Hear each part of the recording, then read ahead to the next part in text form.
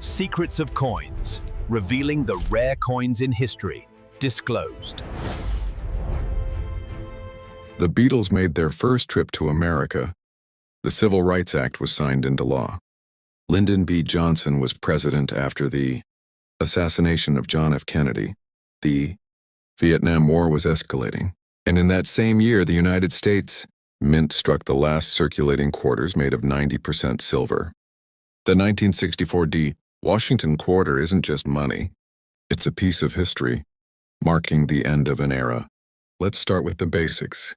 The 1964 quarter weighs 6.25 grams. It measures 24.3 millimeters across. Its composition is 90% silver and 10% copper. That gives it about 0.18 troy ounces of silver content. The obverse shows John Flanagan's portrait of George Washington, with liberty above, the motto, "In God We Trust," to the left, and the date 1964 below. The reverse carries the bold eagle perched on arrows, framed by olive branches, a symbol of strength and peace. And the mint mark? The D for Denver is found on the reverse just below the wreath. Now let's talk about mintages. In 1964, the Denver Mint struck over 704 million quarters. The Philadelphia Mint produced another 560 million without a mint mark. Together, that's more than 1.2 billion quarters, the highest mintage in U.S. history up to that point. Why so many? Because Americans were hoarding silver coins. With silver prices rising, people were saving every quarter, dime and half they could get.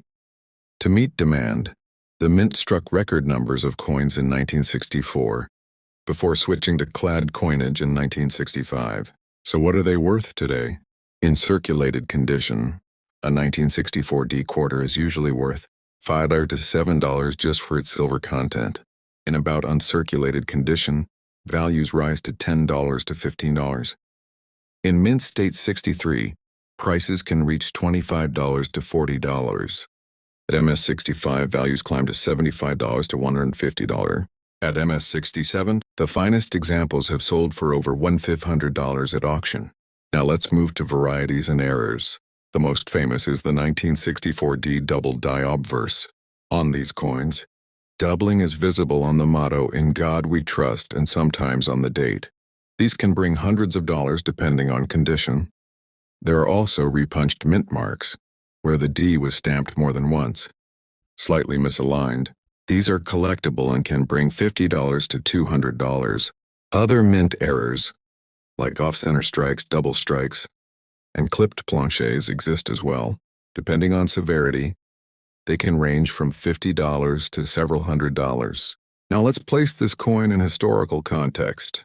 The Washington quarter was first introduced in 1932. To honor the 200th anniversary of George Washington's birth. It was only meant to be a one-year commemorative coin, but the design proved so popular that it became the permanent quarter. By 1964, silver was vanishing from circulation. The Coinage Act of 1965 would end silver dimes and quarters, replacing them with copper-nickel clad coins. That makes 1964 the last year you could find silver quarters in your pocket change. Back then, a quarter had real buying power. It could get you a gallon of gas, a loaf of bread, or even a movie ticket. That shows how important these coins were to everyday life. Now let's talk about finding them. 1964 quarters don't usually show up in change anymore, but they are still common in old jars, rolls, and collections. Because so many were saved, they're easier to find than earlier dates. But high-grade mint state coins, and especially error varieties, are much tougher to locate. When it comes to selling, circulated coins are usually sold for silver melt value. Uncirculated examples can be sold online, at coin shows, or through reputable dealers. Rare doubled dies and high-grade specimens should be certified by PCGS or NGC and sold at major auctions like Heritage or Stack's Bowers to achieve top dollar. The bottom line is this. The 1964 Washington quarter isn't rare in most grades, but it's historically important. It represents the very last year of everyday silver quarters in America. Most are worth just a few dollars, but gems and errors can be worth hundreds or even thousands. So the next time you come across a 1964 quarter, check the mint mark, study the details, and don't forget, this was the final chapter of silver, circulating quarters in U.S. history. That's the story of the 1964 D. Washington quarter. Silver, history and the end of an American era. America was changing. President Richard Nixon resigned that year after the Watergate scandal. Inflation was climbing, the Vietnam War was ending, and gas prices were hitting hard. And in the middle of all that, the U.S. Mint struck the 1974 D. Washington quarter, a coin that millions of people carried in their pockets every day, and one that still sparks collector interest today. Let's start with the basics. The 1974 D quarter weighs 5.67 grams. It measures 24.3 millimeters across. Its composition is copper-nickel clad, meaning it has outer layers of 75% copper and 25% nickel bonded to a pure copper core. The obverse shows John Flanagan's portrait of George Washington. The inscriptions are Liberty above, the motto In God We Trust to the left, and the date 1974 below. The reverse features a bold eagle with spread wings, perched on arrows surrounded by olive branches, and the mint mark D for Denver is located on the obverse, to the right of Washington's ponytail. Now let's talk about mintage. The Denver Mint struck over 353 million quarters in 1974. The Philadelphia Mint made another 801 million, and the San Francisco Mint produced proof issues for collectors. So in total, more than 1.1 billion quarters were dated 1974. With such huge numbers, you might think they're worthless. And in most cases, yes, a 1974 D quarter in circulated condition is worth only face value. But the story doesn't end there. So what are they worth? A circulated 1974 D is typically worth 25 cents. In about uncirculated condition, maybe 50 cents to $1. In Mint State 63, prices are usually $5 to $10. At MS65, values climb to $20 to $40, and superb MS67 examples can bring $400 to $800 at auction. The very finest graded MS67 Plus or MS68 have sold for over $2,000. The key is condition. With so many struck, finding flawless gems is much harder than it seems. Now let's move to errors and varieties. The most famous error, involving 1974 quarters, is the 1974 D struck on a 40% silver planche. These planches were meant for 40% silver Eisenhower dollars, but a few were mistakenly used for quarters. If you find one, you've hit the jackpot. At auction, they've sold for $5,000 to $10,000 or more. Other collectible errors include off-center strikes, often worth $50 to $200 depending on how far off-center they are. Double strikes where the design appears twice. These can sell for $100 to $500. Clipped planches where a piece of the blank is missing. These often bring $20 to $100. And transitional planche errors, like being struck on the wrong metal blank, which can fetch thousands. Now let's place the 1974 D quarter into historical context. The Washington quarter had been in use since 1932, and by 1974 it was already more than 40 years old. The design was so familiar that people barely noticed it anymore. But the times were turbulent. Watergate dominated headlines. The economy was under stress, and Americans were just adjusting to the fact that silver was gone from circulating coins. The clad quarter of 1974 represented stability, a coin you could trust to still be in your pocket tomorrow, even as the country faced change. So how can you find them today? In circulation, they're still common, but most are heavily worn. Look through bankrolls, pocket change, and coin jars. High-grade mint state examples are much scarcer and usually found in old original rolls or mint sets. Always check for errors, especially unusual weight or color, which could indicate a rare silver planche strike. And what about selling? Circulated examples are fine to spend. Mint state coins, especially graded MS65 or higher, can be sold on eBay at coin shows or to specialized dealers. Rare errors like the silver planche strike should be certified by PCGS or NGC, then sold through major auction houses such as Heritage, Stack's Bowers, or Great Collections. The bottom line is this: The 1974 D Washington quarter may look common, but condition and errors make all the difference. Most are worth just face value, but superb gems and rare silver planche mistakes can be worth thousands. So the next time you see a 1974 D quarter, don't dismiss it as ordinary change. Look closely, weigh it, study the details. Because what seems like just another coin from the 1970s might actually be a hidden treasure. That's the story of the 1974 D quarter. Common at first glance, but a coin with hidden gems, errors worth thousands, and a piece of history from a turbulent year in America, a year of triumphs and tragedies. The civil rights movement was at its peak. Martin Luther King Jr. and Robert Kennedy were assassinated. The Vietnam War divided America. And in the middle of it all, everyday people carried a new kind of quarter in their pockets, the 1968 Washington quarter. This was not just another coin. It marked a major turning point in U.S. coinage. Let's start with the basics. The 1968 quarter weighs 5.67 grams. It measures 24.3 millimeters in diameter. Its composition is copper-nickel clad, 75% copper and 25% nickel bonded to a pure copper core. The obverse shows George Washington's portrait by John Flanagan. Above his head is Liberty. To the left, the motto, "In God We Trust," and below, the date 1968. The reverse shows the bold eagle, wings spread, perched on arrows, framed by olive branches. Around the rim, United States of America, E pluribus unum, and quarter dollar. Now, mint marks. From 1965 through 1967, mint marks disappeared to discourage hoarding during the coin shortage. But in 1968, mint marks came back.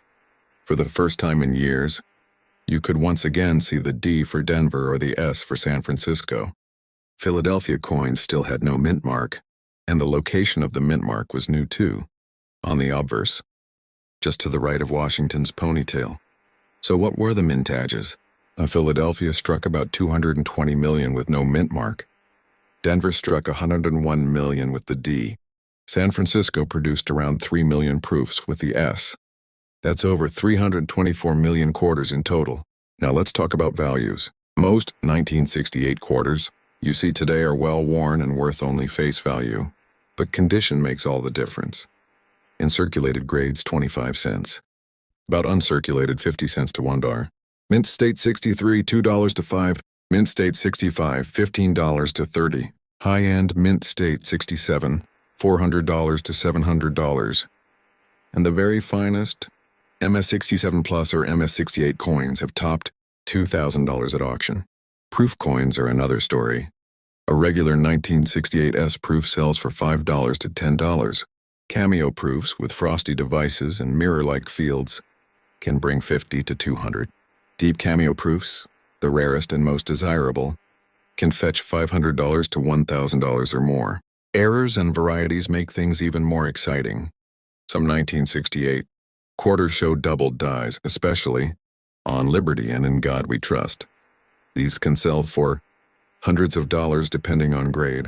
Other errors include off-center strikes worth $50 to $200, double strikes often selling for $100 to $500, clipped planches bringing $20 to $75, and the rarest of all, transitional errors, a quarter struck on a leftover silver planche. If you ever find one, it could be worth thousands. Now let's place this coin in history. The Washington quarter began in 1932 as a one-year commemorative for Washington's 200th birthday, but it was so popular it became the permanent design. For decades, quarters were made of silver, but in 1965 that all changed. Silver was rising in value, and Congress passed the Coinage Act of 1965. Quarters switched to clad composition. From 1965 to 1967, the Mint removed mint marks to stop people from hoarding coins. By 1968, the Mint was ready to restore them. And that's why the 1968 quarter is important. It was the first regular year where mint marks returned in a new location. So how can you find them today? Check old change jars and piggy banks. Many people saved quarters from the 60s. Buy rolls from the bank and search for high-grade examples. Proofs often turn up in original government proof sets from 1968. And selling tips.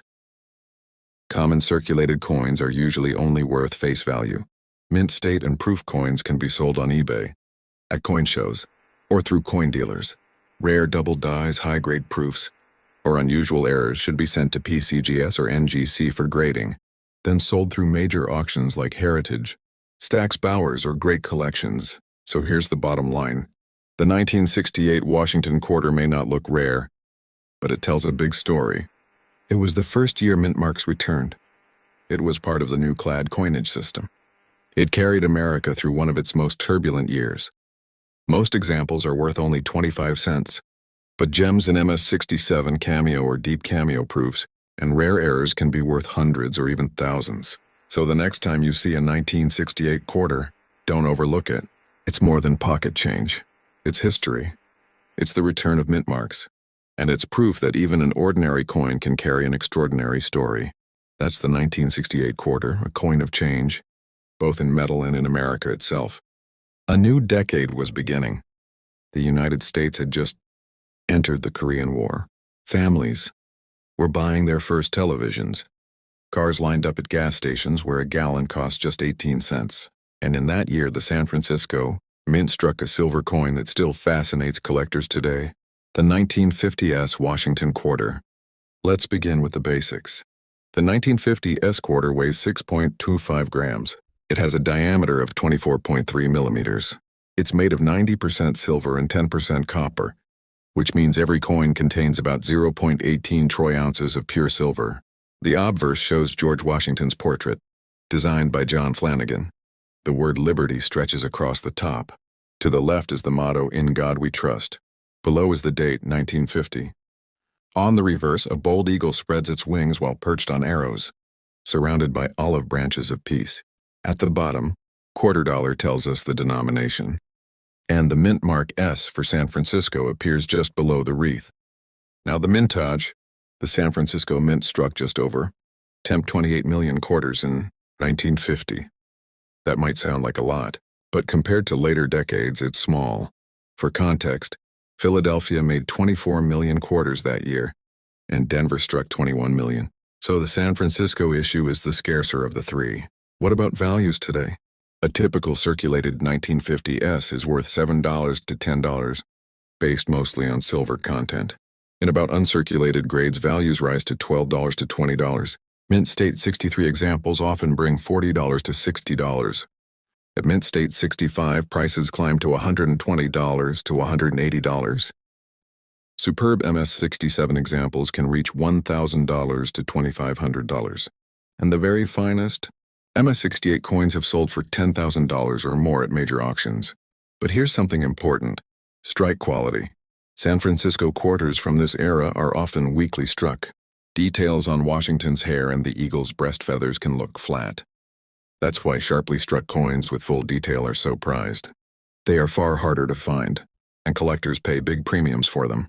Let's talk errors and varieties. Repunched mint marks, RPMs. Some 1950 quarters show the S punched more than once, leaving a shadow or doubling effect. Depending on condition, these can sell for $50 to $200 or more. Double dies, a few minor double die obverse and reverse varieties exist. Even small examples can sell for $100 or higher. Mint errors, off-center strikes, double strikes, and clipped planchets exist. These pieces often bring $50 to several $100s, depending on severity. Now let's put the coin in its historical context. The Washington quarter was first introduced in 1932 to honor the 200th anniversary of George Washington's birth. It was meant to be a one-year commemorative but quickly became permanent. From 1932 to 1964, all Washington quarters were made of 90% silver. By 1950, America was booming after World War II, but also entering new conflicts abroad. The quarter you carried in your pocket had real purchasing power. With just one coin, you could buy a gallon of gas, a loaf of bread, or a movie ticket. Today, the silver alone is worth more than 20 times face value. So how can you find them? Search through old family change jars, coin albums, or inherited collections. State sales and flea markets are good sources, especially for silver coins. Dealers often sell junk silver by weight, and sometimes 1950s quarters get mixed in. For high-grade pieces, coin shows, certified auctions, or trusted dealers are your best bet. Now, selling tips. Common circulated 1950s quarters usually sell close to their silver melt value. Uncirculated coins, especially those with sharp strikes, should be graded by PCGS or NGC to realize full value. Rare RPMs or top-grade gems are best sold through major auction houses like Heritage Auctions, Stack's Bowers, or Great Collections. The bottom line. The 1950s Washington quarter isn't the rarest silver quarter, but it is a key collectible. Its smaller mintage, weak strike quality, and potential value in high grades make it especially interesting to collectors. Circulated coins are worth just a few dollars, but in mint state prices jump quickly. And the finest known examples, coins graded, MS-68, have crossed into the five-figure range. So the next time you spot a 1950s quarter, don't think of it as just another piece of old silver. Think of it as a snapshot of 1950 America, a time of booming families, rising tensions, and silver in every pocket. That's the story of the 1950s Washington quarter. A coin of silver, a coin of history, and for some lucky collectors, a coin of real treasure. A year of big changes in America. Disneyland opened its gates in California. Rosa Parks refused to give up her bus seat in Montgomery, sparking the civil rights movement. Rock and roll was exploding onto radios, everywhere with Elvis Presley and Chuck Berry. And while all this was happening, the United States Mint was quietly producing a silver coin that collectors still treasure today. The 1955 Washington quarter. Basics of the coin. The 1955 quarter was part of the silver era. Each coin weighs 6.25 grams, with a diameter of 24.3 millimeters. The composition is 90% silver and 10% copper, which means each coin contains about 0.18 troy ounces of pure silver. Even a worn example today has value simply because of its silver content. The design was created by John Flanagan. On the obverse, you see George Washington's portrait. Above his head, Liberty stretches across the rim. To the left, "In God We Trust" is clearly written, and below, the date, 1955. The reverse shows a bold American eagle with wings outstretched, perched on a bundle of arrows, and surrounded by olive branches. United States of America arches across the top. E pluribus unum is just under it, and quarter dollar is written at the bottom. Now let's move to mintages. Mintages. In 1955, quarters were struck at only two mints, Philadelphia and Denver. Philadelphia produced 18.5 million coins. Denver made just 3.1 million coins.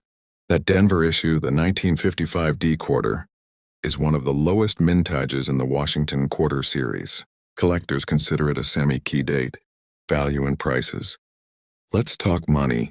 For the Philadelphia 1955 quarter, circulated examples are worth $7 to $10, mainly for silver.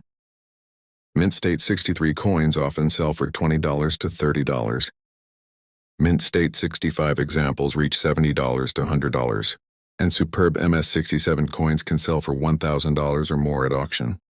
For the scarcer 1955 D quarter, circulated coins bring about 8 to 15. Mint State 63 sells for around $40 to $60. Mint State 65 examples jump to $150 to $250. MS-67 coins often sell for $2,000 to $3,000. And the very finest MS-68 pieces, rare, almost perfect coins, and have sold for $10,000 and higher. This is where condition rarity comes in. Most quarters struck in 1955 were used in everyday transactions. Finding one in gem condition with full luster and no wear is extremely difficult. That's why prices climb so high for top-end pieces. Errors and varieties. Now let's look at varieties and mint errors. Repunched mint marks, RPMs, on some 1955 D quarters. The D mint mark was punched into the die more than once, leaving a shadow effect. These RPMs are collectible, with values from $50 to $200 depending on grade. Doubled dies. There are minor doubled die, obverse, and reverse varieties. Strong doubling is rare but can bring $100 or more. Striking errors.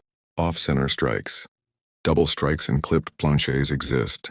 These can sell from $50 up to several $100s, depending on the severity. Collectors love error coins because they stand out as one-of-a-kind pieces. Historical context. The Washington quarter was introduced in 1932 to honor George Washington's 200th birthday. It was supposed to be a one-year commemorative, but the design became permanent. From 1932 until 1964, every Washington quarter was struck in silver. By 1955, America was in the middle of a post-war boom. Families were buying their first homes in new suburbs. Teenagers were dancing to new rock music.